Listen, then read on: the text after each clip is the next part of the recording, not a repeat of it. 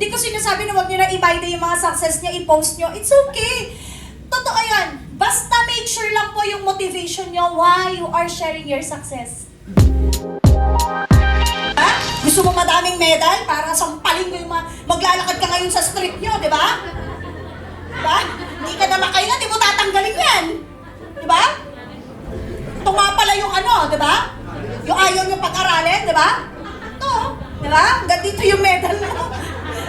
Alam niyo ba't kita sinasample para sa mga youth na alala? Ganun ako dati. Di ko malilimutan, as in, promise, ang yabang ko yung pag may medal ako. I'm trying to win the approval of people. Everyone that telling me, hindi ako makakatapos ng pag-aaral, malandi ako, maaga ako mag-aasawa. Ang gagawin ko, every time na may award ako, rarampa ako sa barangay namin talaga. Magpe-bless ako kunyari sa mga tita ko, di ba? Kasi wala pang FB nun eh. So, life ang pagyayabang. Ngayon kasi pasimple na yung mga yabang nyo, story lang eh. Eh sa akin life noon eh, pupunta ko pa yung mga tao. Lord, malaya na ako. Ay nako, life ang pagyayabang namin noon ha. Magbe-bless ako, wow, pamangkin, ganito mo diba? Diba? Ganyan diba? Ikot-ikot ka.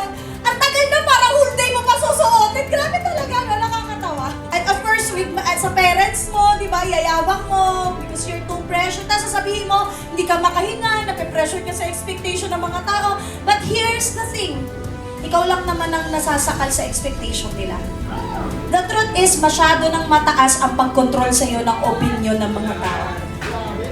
I'm not telling it's bad, it will move you. Totoo naman, nakaka-move siya. Na-achieve ko rin nung mali pa.